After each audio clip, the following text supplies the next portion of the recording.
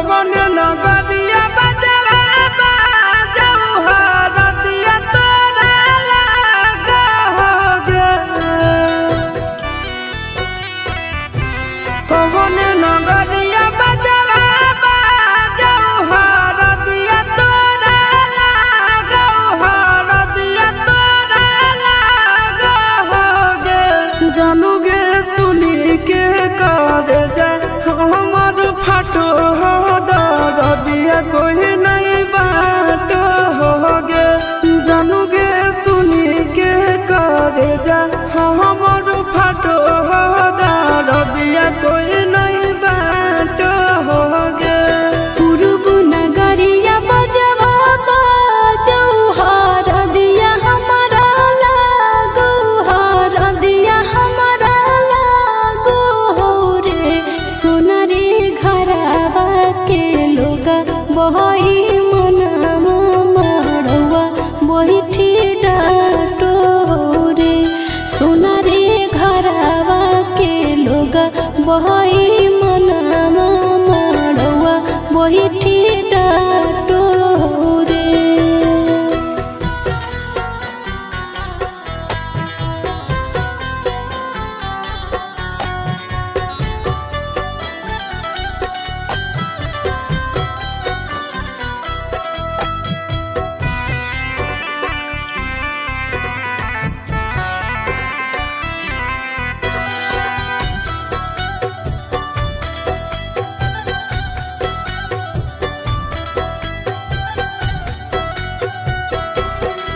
हद जखनी ढराई जैतौ तोर शंखा बनिया हो जैतै खत्म हमर प्यार के कहानिया। बुझे मजबूरी नहीं है हमर कसूर रे।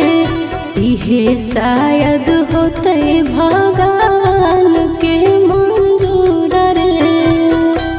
काठ के करे जावा बनाइले नी दया नहीं आवोगे। जानूगे सुनी के करे जा हमर फाटो हो दरदिया कोई नहीं बाटो होगे। जानूगे सुनी के करे जा हमर फाटो हो दरदिया कोई नहीं बाटो होगे।